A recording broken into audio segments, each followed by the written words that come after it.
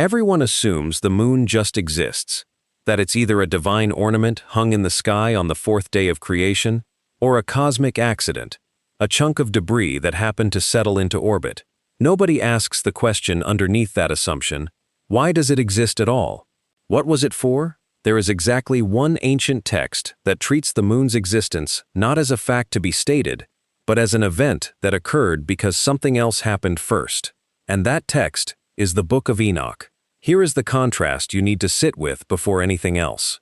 Genesis states the moon's creation in a single sentence, on the fourth day, alongside the sun. No explanation, no context, no cause. It simply is. Enoch, drawing on material older than Genesis itself, does not describe a calm act of creation. He describes a resolution. Something had already happened. Something needed to be answered. And the moon, in his account, is the answer.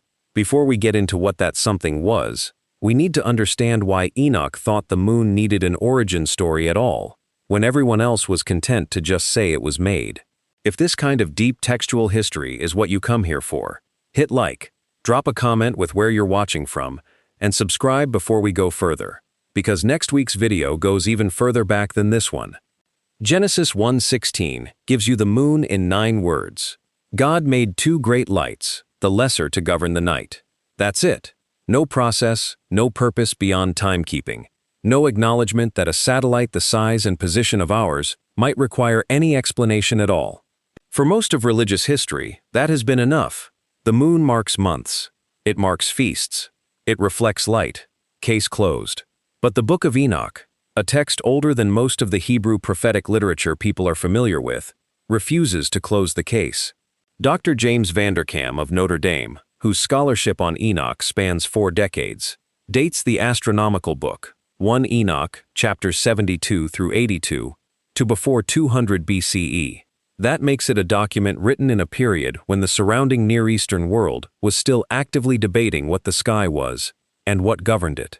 And in that climate, Enoch does something Genesis never attempts. He doesn't just tell you the moon exists. He tells you what its existence was a response to. The astronomical book survives in more manuscript witnesses than almost any other section of the Enoch corpus. 4 Aramaic fragments were recovered at Qumran, catalogued as 4Q208, 4Q209, 4Q209, and 4Q211. These fragments predate Christianity entirely, and they preserve a version of the lunar material that is more technical, more specific, and stranger than anything in the Ethiopic manuscripts that later became the basis for most English translations.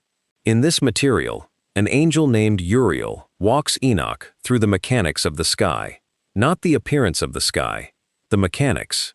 Uriel is described consistently as an administrator, a figure whose role is to govern and maintain the movement of the luminaries, not merely to illuminate them. Dr. Michael Knibb, whose 1978 Oxford edition remains a standard reference, notes that the astronomical section reads less like poetry and more like a technical manual, complete with precise fractional notation for the moon's changing light. That level of specificity is the first sign that Enoch is not retelling Genesis with more detail. He is answering a question Genesis never asked. In Enoch's cosmology, the moon does not simply hang in the sky. It moves through a system of 12 gates, 6 in the east, 6 in the west, and its entire cycle is governed by which gate is active. This is not decoration. Enoch describes the gate system with exact fractions. 1 part of 14 added each day until the moon is full. 1 part of 14 subtracted each day until it disappears. Otto Neugebauer, the mathematician and historian of ancient astronomy, who studied this material in the 1970s, concluded that the system operates at a level of mathematical precision comparable to Babylonian schematic astronomy. What matters for our purposes is not the math itself, but what the math implies. A system this exact, this deliberately engineered, is not the kind of thing you build for a world that has no problem to solve. You build a system like this when something specific needs to be regulated, measured, and kept in check. The moon, in Enoch's telling, was placed. It was appointed to a function under an administrator's authority. That is a very different claim than God made a light. To understand what necessitated that appointment, Enoch takes us further back, into the Book of the Watchers, the oldest section of the corpus, chapters 1 through 36. Here Enoch is given a tour of the cosmos by Uriel, and in chapters 17 and 18 he is shown the outer structure of creation, the storehouses of the winds, the corners of the earth, the paths of the stars. Then, in chapter 18, verses 10 through 16, Enoch describes a region beyond the visible sky, beyond the gate system he has just been shown, a place he describes as unbounded, without light, without the ordered structure that characterizes everything else he has been shown. Dr. Michael Knibb notes that the term used here for this region carries connotations elsewhere, translated as chaos or the deep, language that echoes the Hebrew tohu of Genesis 1:2. The formless condition that existed before the ordered world was spoken into being. Enoch's cosmos, in other words, is layered. There is the ordered world we live in, and beyond its outer boundary, there is the condition that existed before ordering happened at all. That condition, Enoch implies, did not vanish when creation began. It was simply pushed to the edge and held there. This is the pivot point of Enoch's entire account, and it's the one detail that separates his cosmology from Genesis's. The moon's gate system is not just a calendar. It is described as sitting at the boundary between the ordered world and that unbounded condition. Enoch never states outright, in the surviving manuscript, that the moon was created specifically to hold that line. But the placement of the material is telling. The description of the moon's precise, administered cycle appears directly alongside the description of the boundary it maintains, as though one exists because the other required it. Before we go further into what that boundary is actually holding back, if you haven't already, like this video and subscribe, because the next section is the part scholars have spent the most time arguing about, and you won't want to miss it. Whatever existed at the edge of Enoch's cosmos before the moon's system was fully operational, the text treats its containment as a job that needed a mechanism, not a metaphor. A mechanism, with fractions, with gates, with an angel assigned to operate it. Enoch is not alone in treating his lunar deity as appointed, rather than simply present. In Egyptian tradition, the moon was governed by Thoth, and the pyramid texts, dating to roughly 2400 BCE, describe Thoth's role as separating the ordered sky from what the Egyptians called the Nun, the primordial waters that existed before creation and were never destroyed, only bounded. Dr. John Coleman Darnell of Yale, whose research on Egyptian astronomical texts spans 3 decades, has noted that New Kingdom literature, particularly the Amduat, repeatedly ties lunar cycles to the maintenance of cosmic boundaries rather than to illumination itself. The Mesopotamian tradition goes further still. The Sumerian moon god Nana, later Sin in Babylonian religion, is described in a hymn translated by Samuel Noah Kramer as the one who seals the upper way. The Enuma Elish describes Sin as appointed specifically to guard the boundary between the waters above and the waters below, using the Akkadian term rikshu, a binding, a fastening. 3 separate traditions, spanning more than 1,000 years, converge on the same functional claim. The moon is not simply present in the sky. It was placed there to hold something in position. Enoch inherits this framework. He doesn't invent it. If the moon's existence answers a specific problem, then Enoch's text also has to answer a second question. What happens if the moon stops doing its job? Chapter 80 of the astronomical book shifts from description into warning. In the days of the sinners, Enoch writes, the moon will alter its order. It will not appear at its customary time, and the years will be falsified. This is not framed as an astronomical inconvenience.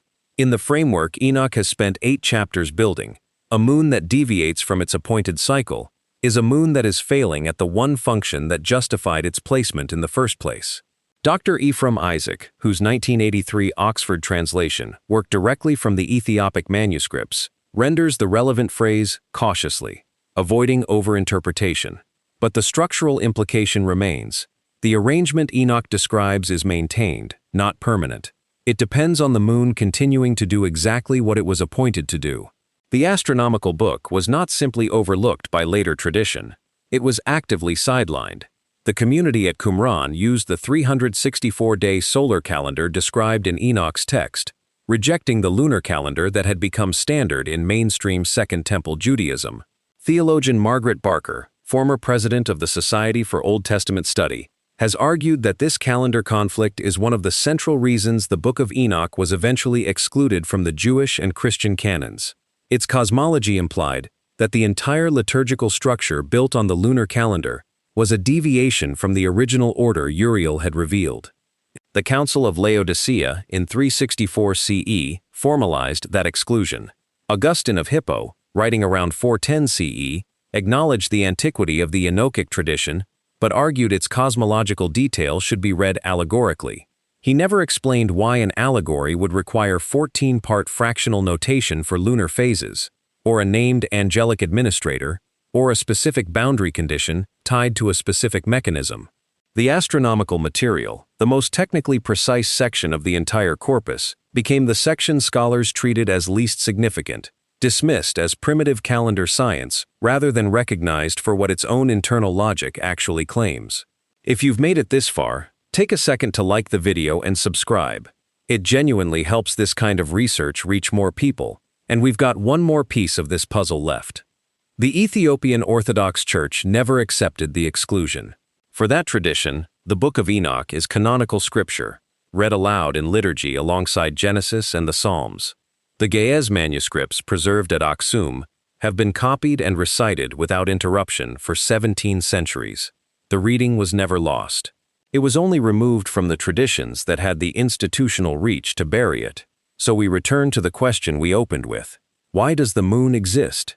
Genesis gives you a fact. Enoch gives you a cause. A boundary needed a keeper. An angel was appointed to administer it. A mechanism, precise down to the fraction, was set into motion to hold something at the edge of the ordered world, a condition that existed before creation and was never destroyed, only contained. And Enoch's own warning is that the containment holds only as long as the moon keeps its appointed course. The manuscripts are still there. The fragments are still in Jerusalem.